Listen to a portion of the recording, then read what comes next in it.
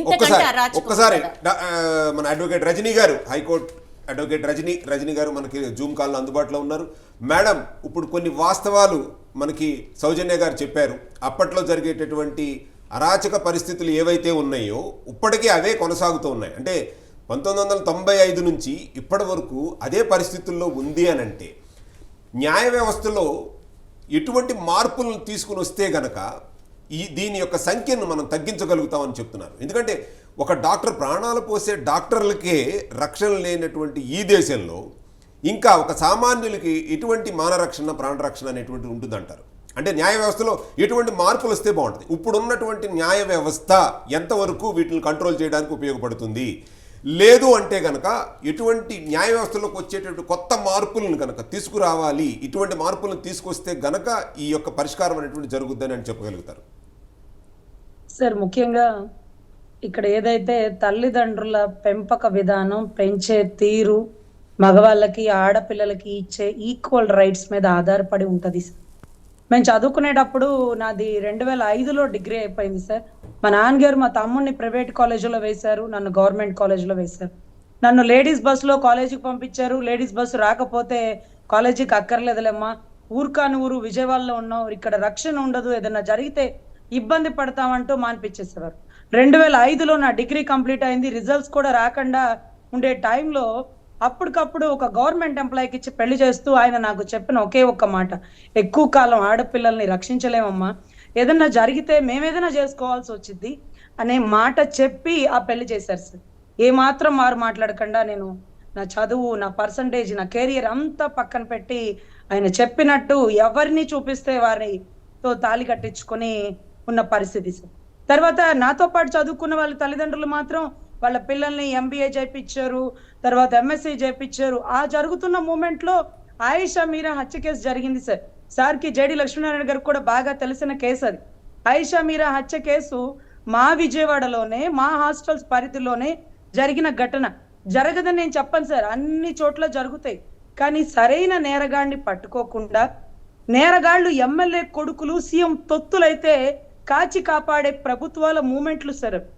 ఇప్పుడు వెంటనే అందరూ పేరెంట్స్ అరే రజనీకి చూడు చక్కగా పెళ్లి చేసాం, అప్పుడే 2005లో పెళ్ళైంది, 2006లో ఒక మంచి ఆడబిడ్డని కనింది, చక్కగా ఫ్యామిలీ లైఫ్ లో ఉంది, మా పిల్లలేమో కాదు అనుకుంటూ చదివించి హాస్టల్లో వేసాం, కళ్ళ ముందు ఆయిషా మీరాని అతి బ్రూటల్ గా మర్డర్ చేశారు.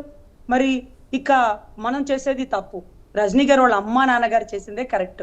మనం కూడా మన పిల్లలకి చదువు ఆపేసి పెళ్లి చేయాలని, నాతో పాటు చదువుకొని ఒక మంచి కెరియర్ లో సెటిల్ అవుదాం అనుకున్న ప్రతి ఆడపిల్లలకి ఆ టైంలో పెళ్లిళ్ళు చేసి పడేశారు సార్.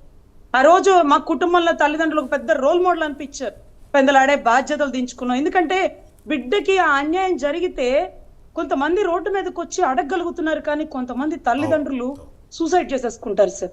ఇవేందో ఇక్కడున్న తల్లిదండ్రులు అందరూ, లక్ష్మీనారాయణ గారితో సహా నాతో సహా అందరూ ఆడపిల్లల తల్లిదండ్రులు బయటికి చెప్పలేరు సార్. ఒక ఇంట్లో దొంగతనం జరిగింది సార్. బ్రాహ్మణుల కుటుంబం, నా కళ్ళతో చూశాను. ఆ కుటుంబంలో తండ్రి ఊర్లో లేడు, తల్లి 2 బిడ్డలు పెట్టుకొని దొంగతనం ఘటన జరిగి ఇల్లంతా వాకిలంతా మిరప పొడి వేసేసి ఉంటే కంప్లైంట్ ఇవ్వండి అంటే ఆ తల్లి బయటికి రాకుండా కంప్లైంట్ ఇవ్వలే. 2వ రోజు వాళ్ళ అమ్మాయిని వెంటనే వాళ్ళ దూరపు చుట్టాల ఇంటికి పంపించి హాస్పిటల్లో ట్రీట్మెంట్ ఇప్పించారు. ఏం జరుగుతుంది అంటే ఆ ఇంట్లో దొంగతనం కాదు, రేప్ కూడా జరిగింది. అది బయట చెప్పుకుంటే అల్లరవుతుందని ఆ తల్లిదండ్రులు కడుపులో పెట్టుకొని బాధపడి వాళ్ళ నాన్నగారు తర్వాత ఎప్పుడుకో అనారోగ్యంతో చనిపోయారు సార్. ఇటువంటి పరిస్థితుల్లో నేరాలు జరుగుతున్నాయి అంటే సార్ చెప్పారు 2012 నిర్భయ, 2019 దిశ, ఈ మధ్యలో జరిగిన 2 అద్భుత ఘటనలు ఉన్నాయి సార్. హత్రాస్ ఘటన సార్కి బాగా గుర్తుండాలి. హత్రాస్ ఘటన కళ్ళ ముందు, తల్లిదండ్రుల కళ్ళ ముందు ఉత్తరప్రదేశ్ గవర్నమెంట్ పోలీసులు ఢిల్లీలో ఉండే డెడ్ బాడీని తీసుకొని వచ్చి కళ్ళ ముందు తగలబెట్టేశారు సార్. పోస్ట్ మార్టం చేశారా? బాడీని పూడ్చిపెట్టారా? తల్లిదండ్రులకి డెడ్ బాడీ సంతకం పెడితే ఇవ్వాలి సార్, యాజ్ పర్ రికార్డ్. పోలీసులకి ఇవ్వడం ఏంటి?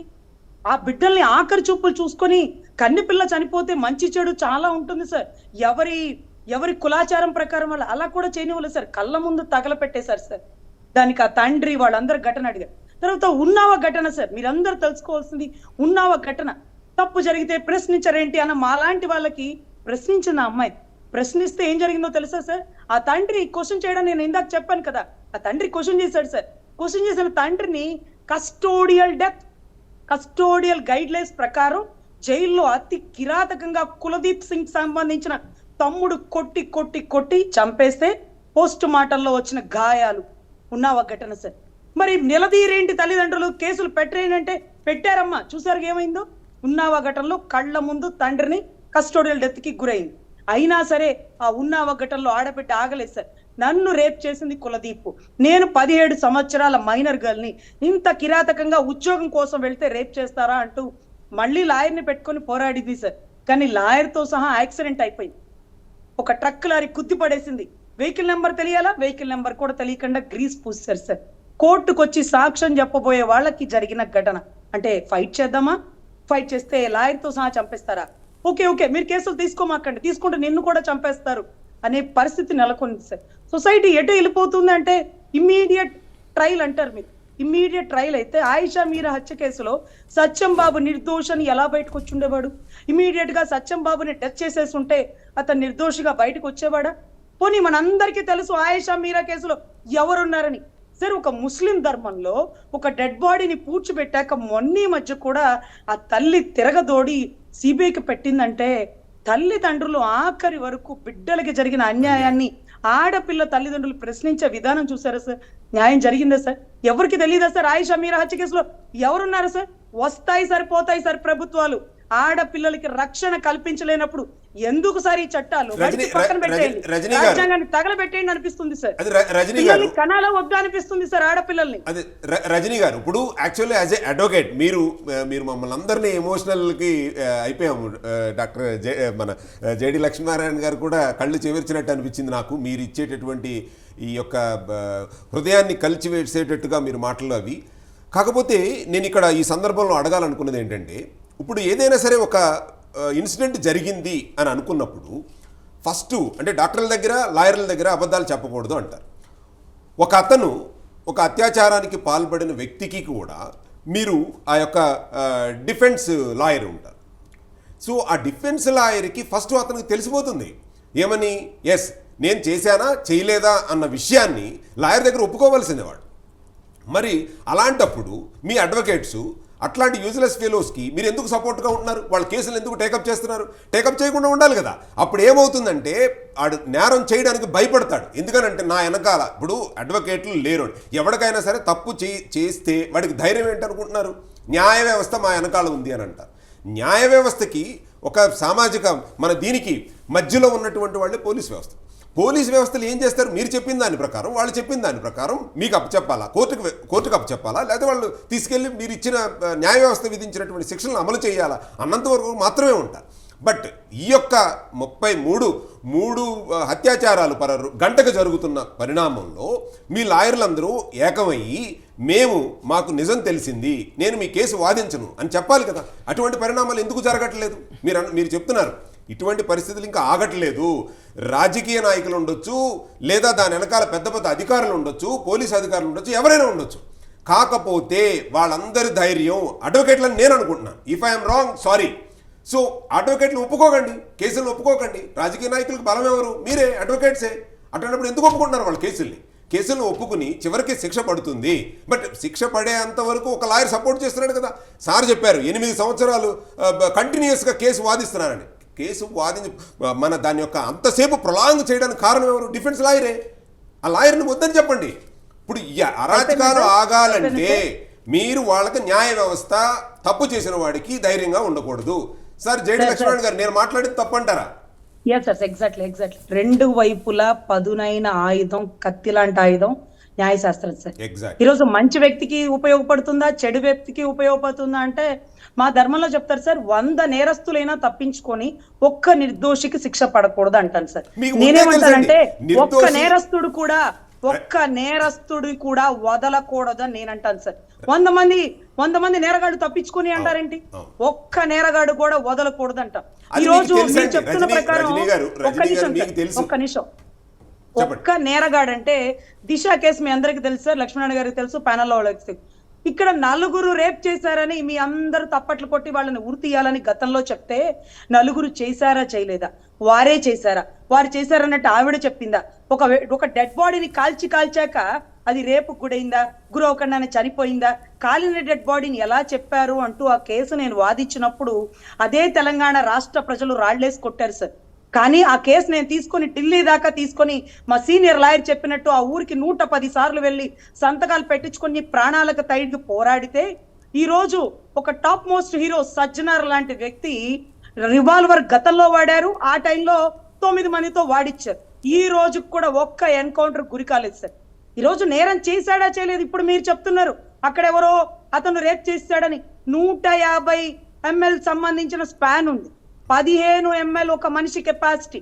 అప్పటికప్పుడే 3 నుంచి 6 గంటల్లో ఆ రూమ్ లో సెమినార్ హాల్లోకి 10 మంది ఎవరు వచ్చారు. ఆ వ్యక్తి నేరం చేశాడన్నప్పుడు అతనితో నేరం చెప్పించడం 10 సెకండ్లు పని అడ్వకేట్లకో లేకపోతే పోలీస్ అధికారులకో. ఈ రోజు కూడా 10 మంది పేర్లు ఎందుకు బయటికి తీలా? డ్యూటీ డాక్టర్లు ఉన్నారా? వాళ్ళకి తెలిసే జరిగిందా? డాక్టర్ని కప్పెట్టి కాపాడి ఒక వైర్లెస్ ఫోన్ అక్కడ పడిపోయిందని అతన్ని తీసుకొస్తే అతను కాదని నేను చెప్పను, అతనితో పాటు ఉండి ఉంటారేమో. 10 మందిని పట్టుకోకుండా ఒకడిని తెచ్చి బయటకు వెళ్ళి, మీకు తెలుసు సార్ దిశ కేసులో మీరందరూ వెర్రి బాగులోళ్ళు అయింది ఎక్కడంటే బైక్ పంచర్ అన్నారు, పంచర్ వేస్తా పెట్రోల్ బంక్ లో ఒకళ్ళిద్దరు పెట్రోల్ కొట్టించుకుంటున్నారు. అదిగో ఆ అమ్మాయి బైక్ పంచర్ అయింది, వీళ్ళే తీసుకెళ్లారు, ఆ పెట్రోల్ కొట్టించుకున్నారు, వీళ్ళని ఊరు తీసేయండి అన్నారు. పంచర్ అయిన బండికి పంచర్ ఎక్కడ వేయించారో మీకు తెలుసా? ఆ ఏరియాలో పంచర్ షాపే లేదు. మరి ఆ అమ్మాయి అబద్ధం చెప్పిందా నిజం చెప్పిందా? తవ్వుతున్నారు కేసుని. ఈలోపే పోలీసులు చెప్పిన వాళ్ళని నేరగాళ్ళని నమ్మే పరిస్థితి ఈ భారతదేశంలో లేదు సార్. పొలిటికల్ ప్రెజర్ తట్టుకోలేక ఇమీడియట్ గా ఎవరొకళ్ళని పట్టుకునే అలవాటు 100లో 90% పోలీసులకు ఉంది సార్. అది వాస్తవం. ఇప్పుడు 10 మంది రేప్ చేశారు 3 నుంచి 6 గంటల్లో. How it possible? అదేమన్నా రోడ్డు మీద సెమినార్ హాల్లో ఎంతమంది లోపలికి వచ్చారు? సీసీ కెమెరాలు లేవా సార్? హాస్పిటల్లో ఉంటాయి కదా, మినిమం హాస్పిటల్లో ఉంటాయి కదా. అది పట్టుకోలేక ఒకడిని పట్టుకొని వాడే నేరగాడంటే తప్పట్లు కొట్టి ఊరు తీసేయండి అనడానికి సిబిఐకి అందుకే సార్ ఇవ్వాలనేది. ఉన్నావా ఘటన, హత్రాస్ ఘటన, ఇవన్నీ సిబిఐకి ఇవ్వాలనేది దేనికంటే సిబిఐ వచ్చాకే కులదీప్ సింగ్ ని అరెస్ట్ చేయడం జరిగింది. సిబిఐ వచ్చాకే కొన్ని నేరాలు బయటకు రావడం జరుగుతుంది. ఇక్కడ కూడా సార్ ఈ ఘటనలో ఒకడి వల్ల సాధ్యం కాదు, 10 మంది చేశారు అని ప్రూవ్డ్. Where is 9 members? కలకత్తాలో ఒక లేడీనే కదా, ఆ లేడీకి తెలీదా? అందంగా రెడీ అవ్వాలంటే భయం వేస్తుంది సార్. బయటికి పిల్లల్ని పంపించాలంటే ఒంట్లో వణుకు పుడుతుంది సార్. ఈ రోజు ఇటువంటి బతుకు ఆడపిల్లలకి ఎందుకు సార్? ఆగస్టు 9లో జరిగిన 9వ తారీఖు ఎప్పుడో జరిగిన ఘటనట 15కి 18కి ఇప్పుడు బయటికి రావడం ఏంటి? ఒకడు చంపితే రేప్ కదా? 10 మంది గ్యాంగ్ రేప్ చేశారన్నాక మీకు డౌట్ వచ్చిందా? 10 మందిలో 10 మందిని పట్టుకోలేని పోలీసుల చేతగానితనం, ఆ ప్రభుత్వ వైఫల్యం మన కళ్ళకు కనపడదా సార్? ఇమీడియట్ గా నేరగాళ్లను పట్టుకోలేక పొలిటికల్ ప్రెజర్ వల్ల ఎవరో ఒకరిని చూపించిన ఘటనే దిశ కేసులో జరిగింది. అది నేను ప్రూవ్ చేశా. సిట్ కమిషన్ తీసుకొచ్చా, సిర్పూర్కర్ కమిషన్ పెట్టించా, హ్యూమన్ రైట్స్ వేయించా ఒక ఆడపిల్లని. ఎందుకంటే ఆ బాధ నాకు తెలుసు కాబట్టి, నాకు కూడా ఒక ఆడపిల్ల ఉంది కాబట్టి. అదే ఘటన నా కళ్ళ ముందు ఎవరికైనా జరిగితే కత్తితో నరకడానికి కూడా వెనుకాడను సార్. ఒక న్యాయవాదినైనా అవసరమైతే 6 నెలలు జైల్లో ఉంటాను, 6 నెలలు జైల్లో ఉంటాను. తల్లిదండ్రులు ఊరుకోరు, చంపి పడేస్తారు అనేది అవతల సార్. చట్టాలు ఎదురు చూస్తాయేమో గానీ. రజనీ గారు యాక్చువల్ గా ఈ చంపటం అనేటటువంటిది సమస్యకు పరిష్కారం కాదు. ఎందుకంటే న్యాయ వ్యవస్థ మనం పోరాడాల్సింది న్యాయ వ్యవస్థ మీద బలోపేతం చేయటమే కావాలి. కిషోర్ గారు 1-2 సంఘటనలు ఉంటాయి ఇలాంటి. ఆ టైంలో ఉండదు. తల్లి రజనీ గారు చట్టాలు చేసుకుంటాయి, తెలియని వాడు ఏం చేస్తారు? ఇప్పుడు సార్ ఉన్నారు, కళ్ళ ముందు ఆ పిల్లని ఏమైనా చేస్తుంటే ఏది ఉంటే అది ఇచ్చుకొని కొడతారు, దాంట్లో వాడు చచ్చిపోవచ్చు. చెప్పలేం కదా. అంటే ఆ సాహసానికి ముందే మనం ఈ యొక్క అరికట్టే చర్యల్ని న్యాయ వ్యవస్థ ద్వారా కానీ పోలీస్ వ్యవస్థ ద్వారా కానీ మనం బలోపేతం చేయాలి. ఇప్పుడు ప్రభుత్వాలను బట్టి వాళ్ళని లోపరుచుకోవటం కానీ లేకపోతే సిన్సియర్ ఆఫీసర్లకు కూడా ఇలా జరగడం అనేటటువంటిది మీరు చెప్పిన దాని ప్రకారం అర్థమవుతుంది. ఓకే, అంటే మన న్యాయ వ్యవస్థని ఏ విధంగా మనం సపోర్ట్ చేయగలుగుతాము అనేటటువంటి దాని మీద ఎక్కువగా కనుక చేసినట్లయితే, అంటే రాజకీయాలకు కానీ లేకపోతే ఈ యొక్క ప్రలోభాలకు కానీ లొంగకుండా ఉండేటటువంటి న్యాయ వ్యవస్థ పోలీసు వ్యవస్థను తీసుకురావాలంటే ఎటువంటి చర్యలు తీసుకుంటే బాగుంటుంది అంటారండి? చేసినోడికి భయం పుట్టాలి సార్, చేసినోడికి భయం